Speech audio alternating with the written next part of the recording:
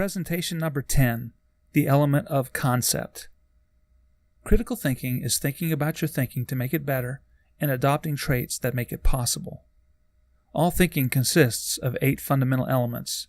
Mind your P's and Q's to avoid the CIA. Concept. The 4th fundamental element we are going to examine is that of concept. What is concept? Dr. Richard Paul explains that concept is the very stuff of thought itself. Conceptualizations are the mind's representations of what it experiences in the world. The thinking mind makes these representations. We use words to describe the representations that we use. The meaning of the word green is not actually contained in the word itself, but in the minds that wield the word. A word simply represents a concept. In this case, a certain shade of color. To us, it sometimes appears that the meaning of a word is contained within the word itself. Why is this important to recognize about concept? Well, it's because our conceptualizations are personal. They are contained within the individual mind. My idea of the color green may be slightly different than yours. I may think of olive green while you think of forest green, for example.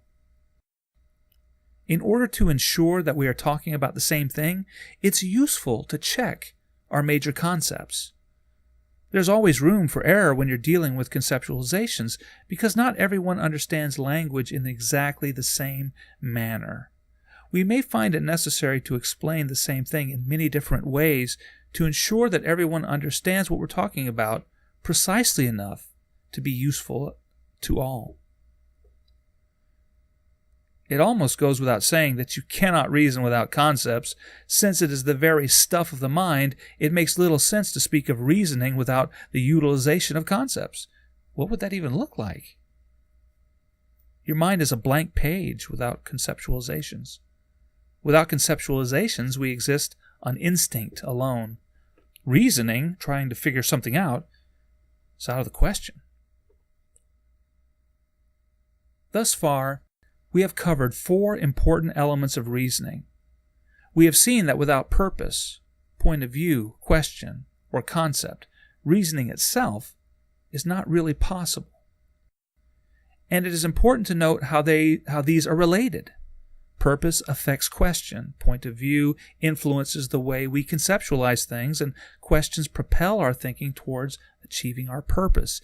Each element is an aspect of reasoning that can be described separately, but they also exist within this system that we call reasoning. The elements influence one another. This is another very important concept about critical thinking to keep in mind, this relationship or interrelatedness. All thought is a system of meaning. Now might be a good time for you to review what you've learned. Can you clearly state what purpose is? Can you expound upon the idea?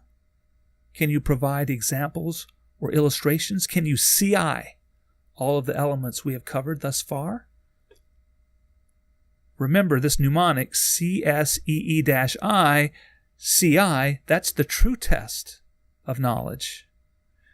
Having only a vague familiarity of these concepts will really not help you to be a critical thinker.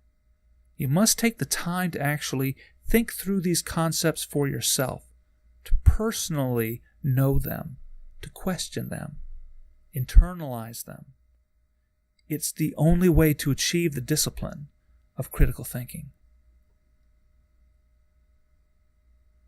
In the next presentation, the 11th out of 34, I will expound upon the element of information and challenge its necessity in reasoning.